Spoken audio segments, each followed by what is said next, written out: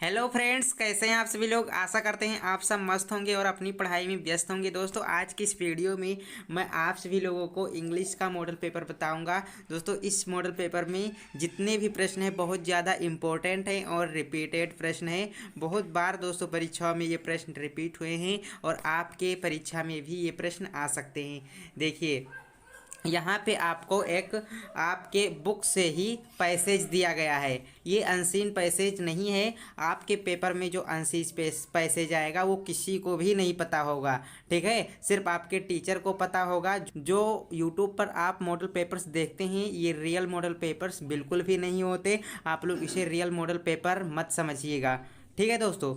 इसमें सिर्फ important question होते हैं जो आपके एग्जाम में आने लायक रहते हैं, ठीक है। तो आप लोग इम्पोर्टेंट क्वेश्चन समझकर ही पढ़िएगा, ठीक है। रियल मॉडल पेपर बिल्कुल भी मत समझिएगा। यहाँ पे एक पैसेज दिया हुआ है, इसे आप लोग केयरफुली पढ़ेंगे। उसके बाद इसका आंसर जो नीचे क्वेश्चंस हैं देंगे, ठीक है। फर्स्ट क्वेश्चन आपसे पूछा गया है, a figure to be feared means. मतलब एक ऐसी आकृति जो डरावनी है, मतलब जिससे कोई डरता है। केजिया जिससे डरती थी वो आकृति कौन सी है, उसका अर्थ बताना है आपको। A person to be feared, एक व्यक्ति है जो केजिया को डराता है और वो कोई और नहीं, उसका पिता ही है केजिया का, ठीक है। केजिया का पिता ही है जो केजिया उससे डरती है, ठीक है। अपने पिता से केजिया डरा करती थी। देखिए, क्यों डरा करती थी यहाँ पे आपको पता चलेगा। Why was he a figure to be feared, वो आकृति जो थी वो केजिया के लिए डरावनी क्यों थी, यानी कि अपने पिता से केजिया क्यों डरा करती थी। क्वेश्चन का मतलब ये है।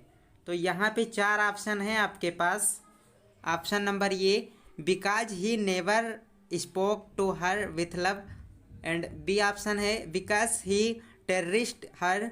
एंड सी ऑप्शन है, because he use to beat her. And D option है, ऑल ऑफ एबोव, ठीक है। तो इसमें इसका राइट आंसर है आपका ऑप्शन नंबर ये, because he never spoke to her with love. इसलिए वो डरती थी अपने पिता से, क्योंकि उसके पिताजी उसे कभी भी प्यार से बात नहीं करते थे, उससे प्यार से नहीं बोलते थे, ठीक है। इसलिए वह डरा करती थी, उसे हमेशा डांटा करते थे उसके पापा, इसलिए। क्वेश्चन नंबर 2 में आप लोग देखिए क्या पूछा जा रहा है। आपको ऐसा ही एक पैसेज दिया जाएगा, ठीक है, आपके पोट्री से भी और प्रोज से भी। प्रोज और पोट्री दोनों से दिया जाएगा एक एक पैसेज, जिसका आंसर आपको देना रहेगा। प्रत्येक प्रश्न का आंसर आपको लिखना है, ठीक है। तो यहाँ पे आप लोग प्रैक्टिस कर लीजिए। लिखने वाला प्रश्न नहीं है दोस्तों, ये ऑब्जेक्टिव टाइप क्वेश्चन है, ठीक। चार ऑप्शन इसमें आपको मिलेंगे। देखिए, पैसेज पढ़िए पहले ध्यान से। When the humid shadows hover over all the starry spheres and the melancholy darkness gentle weaves in rainy tears, ठीक है। तो यहाँ पे बहुत इजी क्वेश्चन पूछे गए हैं। फर्स्ट क्वेश्चन है, where is the poet when it is raining. जब वर्षा हो रही थी तो कवि कहाँ पे था। तो इसका राइट आंसर है ऑप्शन नंबर ये, इन हिज कॉटेज, ठीक है, अपने कॉटेज में था। दूसरा प्रश्न पूछा गया है, which word in the stanza means Hamid. इसका अर्थ दोस्तों होता है, इसका हिंदी अर्थ होता है नमी या नम।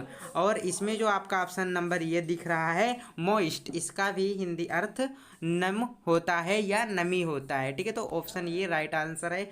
एंड तीसरा प्रश्न देखिए, choose the correct option to answer the following. तो ये आपके ग्रामर से लिया गया है, ग्रामर के क्वेश्चंस हैं, कुछ इंपॉर्टेंट हैं, तो इस टॉपिक से आपके परीक्षा में ये प्रश्न पूछे जाएंगे। फर्स्ट क्वेश्चन देखिए, the cat is running after a mouse. चूहे के पीछे बिल्ली दौड़ती है। यहाँ पे आपको आफ्टर बताना है। What is after in this sentence, after क्या है। तो दोस्तों, आफ्टर एक प्रीपोजिशन है, ठीक है। आफ्टर प्रीपोजिशन के रूप में यहाँ पे यूज हुआ है, ओके। एंड तो आप लोग क्या कीजिएगा, यहाँ से इस टॉपिक से आपके एक प्रश्न आएंगे परीक्षा में। एडजेक्टिव, प्रीपोजिशन, वर्ब, एडवर्ब तैयार कर लीजिएगा। दूसरा प्रश्न है, did you see moon last night. यहाँ पे ब्लैंक है, तो ब्लैंक पर क्या आएगा दोस्तों, ब्लैंक में आपको क्या भरना है। तो देखिए, मून, सन, स्टार्स, इन सभी के आगे दोस्तों हमेशा द का प्रयोग करते हैं। तो यहाँ पे द प्रीपोजिशन आएगा, नहीं प्रीपोजिशन नहीं, आर्टिकल है। तो आर्टिकल भी आपको पढ़ लेना है एक बार, आर्टिकल से भी 1 नंबर का क्वेश्चन पूछा जाएगा। एंड तीसरा प्रश्न है frame grammatically correct and meaningful sentence by reordering the words. Grammar के आधार पर दोस्तों आपको इसे क्या करना है, रीऑर्डर करना है, ठीक है, पुनर्व्यवस्थित करना है इसे, और एक मीनिंगफुल वाक्य तैयार करना है। तो पहले देख लीजिए यहाँ पे कौन कौन सा वर्ड दिया हुआ है। Doll, me, my grandmother are gifted, फिर है डांसिंग। तो यहाँ से आपका बनेगा, क्या बनेगा, पहले तो आएगा my grandmother gifted me a dancing doll, ये बनेगा, ठीक है। तो देखिए ऑप्शन में कहाँ है, ऑप्शन ये है a dancing doll gifted me my grandmother, बिल्कुल गलत है। आ डॉल गिफ्टेड मी माई, ये तो भी गलत है दोस्तों, ये भी गलत है। देखो आपको पता कैसे चलेगा, जब आप टेंस बारीकी से पढ़ेंगे तो खुद आपका माइंड बता देगा कि ये कैसे रीऑर्डर होगा। आपको टेंस के सभी रूल्स पता होने चाहिए, ठीक है, कैसे टेंस बनाते हैं, किस टेंस का है, कैसे बनाया जाता है, कौन सा टेंस है, ये सारी चीज़ें आपको पता होनी चाहिए। खैर इसका राइट आंसर आपका ऑप्शन नंबर सी है, my grandmother gifted me a dancing doll, मेरी दादी माँ ने मुझे एक डांसिंग डॉल गिफ्ट किया, ठीक है। फिर ऑप्शन डी है, ये भी गलत है। यहाँ पे दोस्तों ट्रांसलेट दिया गया है, ट्रांसलेट इनटू इंग्लिश, ठीक है, ये 6 नंबर का आता है। कितने नंबर का आता है एक बार कमेंट करके बता दीजिए, कितने नंबर का आता है ट्रांसलेट। तो ट्रांसलेट आपको करना आना चाहिए, ये ट्रांसलेट पहले आप लोग खुद करेंगे, इसे देखे बिना आप लोग इसे नहीं देखेंगे, और इसे पहले आप लोग स्क्रीनशॉट मारिए, उसके बाद में आप लोग इसे खुद ट्रांसलेट करेंगे। उसके बाद यहाँ से आप लोग देख सकते हैं कि हाँ आपने सही किया है या फिर नहीं सही हुआ है आपसे, तो फिर बताना। मैं आपको दोस्तों ट्रांसलेट की प्रैक्टिस करवा दूंगा, ठीक है, कैसे ट्रांसलेट करते हैं बता दूंगा। फिर क्वेश्चन नंबर 5 देखिए, describe the family members of Bismillah Khan, ठीक है, बिस्मिल्लाह खान के फैमिली मेम्बर के बारे में लिखना है। बहुत इंपॉर्टेंट क्वेश्चन है, ठीक है, इंपॉर्टेंट क्वेश्चन है, तो इसे आप लोग याद कर लीजिएगा, एक बार पढ़ लीजिए, याद करने वाली कोई बात है नहीं। आप लोगों ने चैप्टर बहुत अच्छे से पढ़ा होगा, मुझे पूरा विश्वास है दोस्तों, मेहनत आप लोग अच्छे से करते होंगे, मैं ऐसा मान सकता हूँ। अगर दोस्तों आपने पूरे साल मेहनत से पढ़ाई की है तो आपको परीक्षा में कोई भी परेशानी आने वाली नहीं है। ये सिर्फ दोस्तों ये पेपर आपके टेस्ट के लिए था, आपको खुद पता चल गया होगा कि आपने कितनी अच्छी तैयारी की है, या फिर अगर आप लोगों ने तैयारी नहीं की होगी तो भी पता चल गया होगा, क्योंकि दोस्तों आपको पहले से आता होगा इन सभी क्वेश्चन का आंसर, ठीक है, अगर आप लोगों ने पढ़ा होगा पहले से। तो अगर नहीं पढ़ा होगा तो मैं कुछ कह नहीं सकता हूँ, आप ही जाने। What do you know about Bismillah Khan, his father and his grand mother. ये क्वेश्चन 2 प्रकार से पूछा जा सकता है, ठीक है, और दोनों का अर्थ एक ही है, यानी कि बिस्मिल्लाह खान के पेरेंट्स नहीं फैमिली के बारे में आपको बताना है, उसके पिताजी क्या थे और उसके दादाजी क्या थे उसके बारे में लिखना है। तो यहाँ पे इसका आंसर दिया हुआ है, आप लोग लिख सकते हैं, पढ़ सकते हैं, ठीक है।